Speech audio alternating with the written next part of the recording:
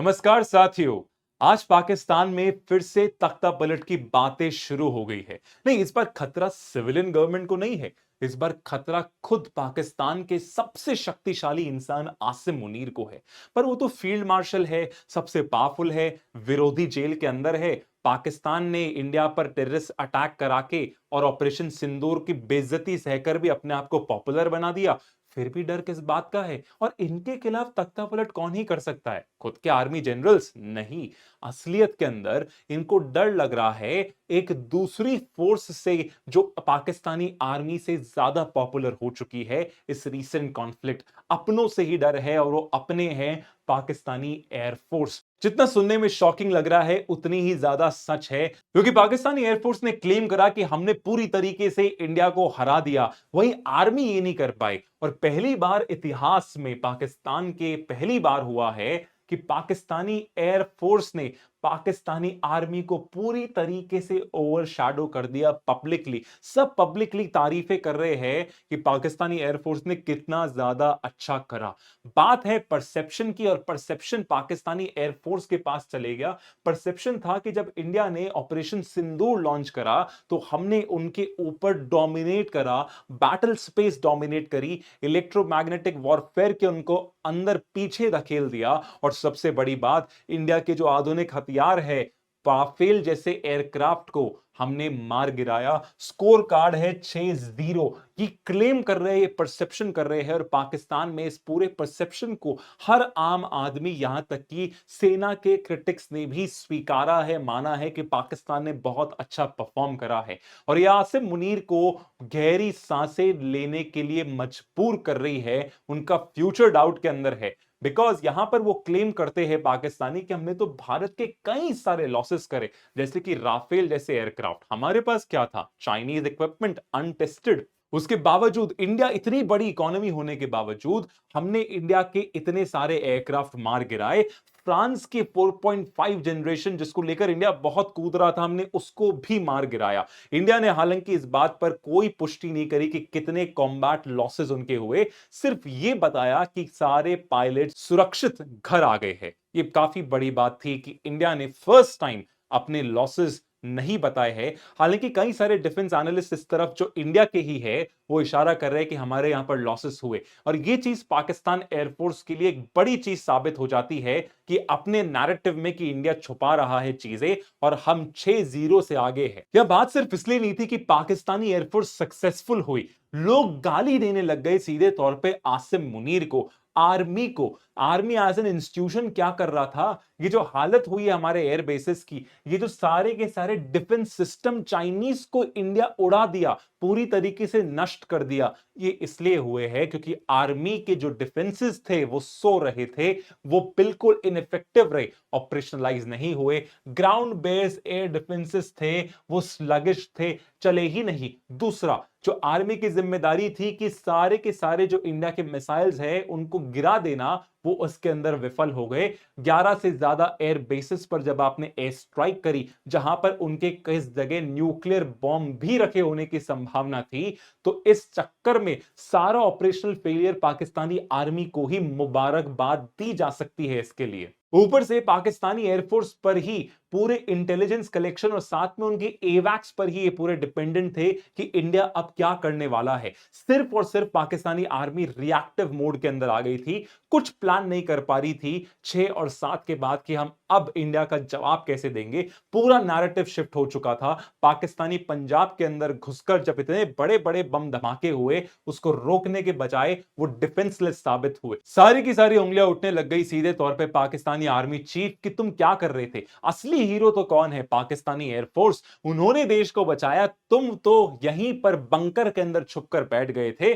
तुम अपने आप को फील्ड मार्शल की उपाधि किस बेसिस पर दे रहे हो? और पूरे के पूरे लोगों ने एक ही इंसान को कांग्रेचुलेट करा, यहां के एयर चीफ मार्शल को, जिनका नाम है बाबर सिद्धू। इन्हें खूब बधाई दी कि देखिए, आपको बजट के अंदर भी इतना कम हिस्सा मिलता है, फिर भी आप पूरा टेक्नोलॉजिकली एडवांस रहते हो। कभी आपने हमारी पॉलिटी के अंदर घुसकर नहीं देखा, तख्ता पलट नाम की कोई चीज नहीं करी। आपने तो असलियत के अंदर प्रोफेशनल माइंडसेट रखकर ये पंजाबी कौम ही नहीं बल्कि बलूची सिंधी लोगों को भी साथ लेकर आपने इस देश की रक्षा करी, इसलिए हम आपके आभारी है। तारीफ होते हुए आसिम मुनीर के पसीने छूट गए, क्योंकि इस इंसान का प्रमोशन भी एक तरीके से हुआ।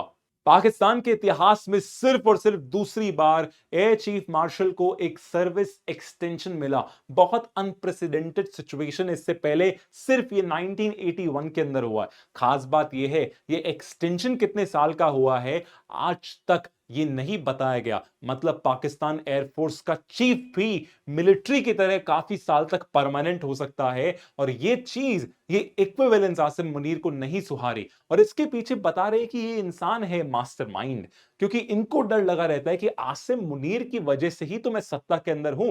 कब आसिम मुनीर इमरान खान से डील कर ले और मेरा ताज छीनकर मुझे ही जेल के अंदर भेजते। तो इन्होंने क्या करा, पाकिस्तानी एयरफोर्स चीफ को एक्सटेंशन दिया, तारीफें कराई, खुल्लम खुल्ला उनको प्रमोट करा और खूब सराहना करी पाकिस्तानी एयरफोर्स के प्रोफेशनलिज्म की। और इससे खतरा पैदा हो गया आर्मी चीफ आसिम मुनीर के लिए कि नेवी और एयरफोर्स हमसे नीचे रहते हैं जो, वो हमारे बराबर कैसे आ सकते हैं। कल को वो भी हस्तक्षेप करेंगे हमारे पॉलिसीज के अंदर जो हम किसी भी हालत में नहीं होने लगे। और यही चीज पूरी प्लान करी थी शहबाज शरीफ ने कि हम एयरफोर्स को लड़ाते हैं आसिम मुनीर मतलब आर्मी चीफ के साथ, और वो सक्सेसफुल हुए काफी हद तक इस पूरे के पूरे ऑपरेशन के अंदर। और तभी उसी समय जब पूरी दुनिया में खबर आती है कि देखिए बंकर मार्शल, इन्होंने अपने आप को खुद को ही हारने के बाद एक उपाधि दे दी है कि मैं फील्ड मार्शल बन गया हूं, सबसे senior military general, second time पूरे इतिहास के अंदर।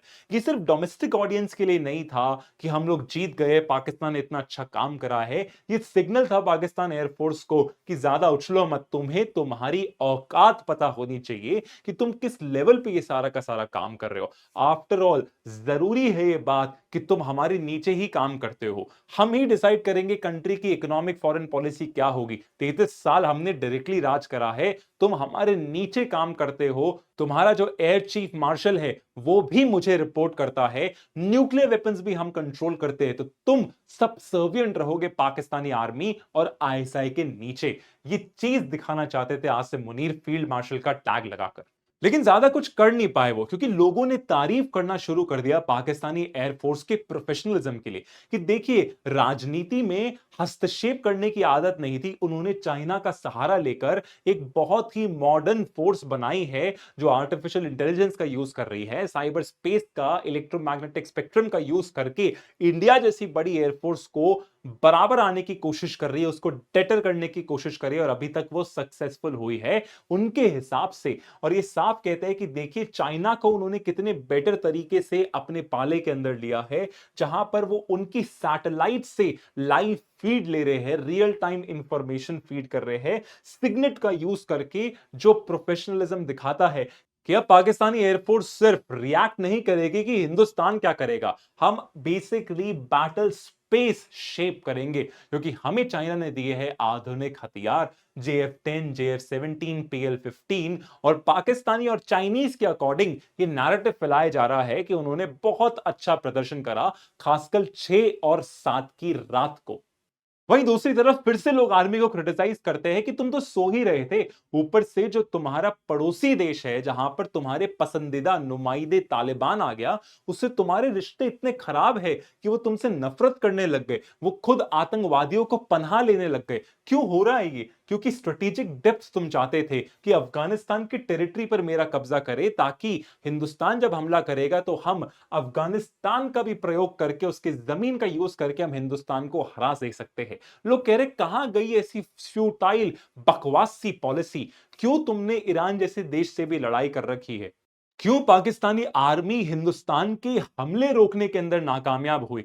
कैसे हिम्मत हुई भारत की कि हमारे प्रमुख शहरों रावलपिंडी से लेकर इस्लामाबाद, पंजाब, सिंध तक के अंदर वो हमले कर सकता है? ये इंप्यूनिटी कहां से आई? सवालों की बौछार के बीच में पाकिस्तानी आर्मी को चिंता होने लग गई कि हमारी दशा ये थी कि जो भी इलेक्टेड प्राइम मिनिस्टर आता था हम उसको खा जाते थे, इनडायरेक्टली रूल कर रहे हैं। और आसिम मुनीर की टेंशन बहुत ज्यादा सही है, क्योंकि फ्यूचर के अंदर कोई भी कॉन्फ्लिक्ट अगर भारत के साथ होती है तो उसमें पाकिस्तानी एयरफोर्स का ही सबसे ज्यादा डोमिनेशन रहेगा। 2019 के अंदर अगर बालाकोट एयर स्ट्राइक हुई थी और अगले दिन जो पाकिस्तान का अटैक हुआ था हम पर, उसके अंदर भी सबसे ज्यादा रोल था पाकिस्तानी एयरफोर्स का। और इस साल ऑपरेशन सिंदूर के अंदर तो सभी ने देखा कि कैसे इन दो एयर फोर्सेस के बीच में डायरेक्ट बैटल था, बहुत बड़ा एक एयर बैटल जो कई दशकों से नहीं देखा गया था। और यहां पर डर आसिम मुनीर को यह है कि जैसे जैसे पाकिस्तानी एयरफोर्स और ज्यादा प्रोफेशनलाइज होती जाती है, इक्विपमेंट्स लेकर आती है